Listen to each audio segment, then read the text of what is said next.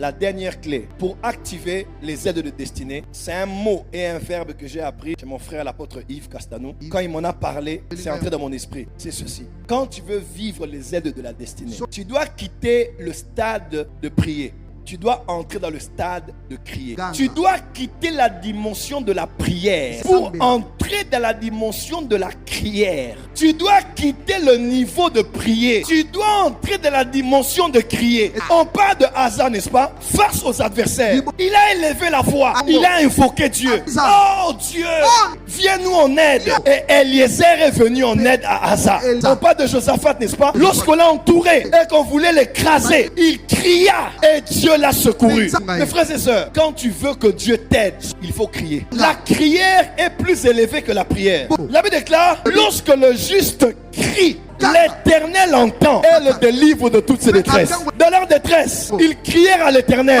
Il envoya sa parole et sa parole les guérit. Et l'Éternel vit et entendit les cris des enfants d'Israël qu'ils poussaient à cause de leurs oppresseurs. Dans Hébreu, on dit, c'est Jésus dans les jours de sa chair qui faisait monter à Dieu des crières. Il priait avec des cris à son Père qui pouvait l'aider. Quand tu es dans des combats, quand tu es dans des problèmes, quand ça ne va pas, élève la voix. Pourquoi l'homme l'emportera sur toi? Pourquoi diront-ils où est son Dieu?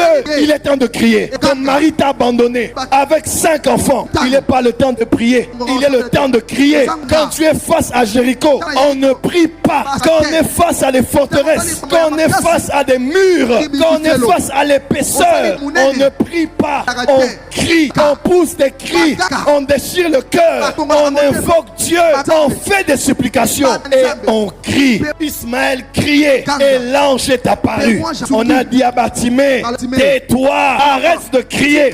Plus on l'empêchait, ils augmentaient le volume de sa voix.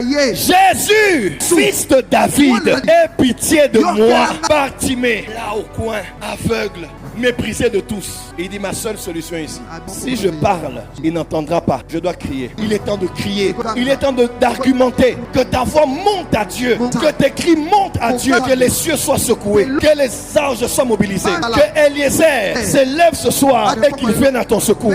Tu es seul. Tu as divorcé. Tu es seul. Tu es veuve. Tu es seul. Tu es malade. Cette maladie est compliquée. Il est temps de crier. Ceux qui prient, c'est une bonne chose. Mais à des moments, quand ça ne va pas, il faut crier. Pourquoi tu ne cries plus? Le jour où tu es né, tu n'as pas rigolé. Le jour où tu es né, tu n'as pas chanté. Le jour où tu es né, tu as crié. Si tu marches et que tu te cognes sérieusement, tu ne vas pas te taire. Et que tu es blessé et que tu saignes, tu ne vas pas te taire. Si tu es cogné, tu vas crier.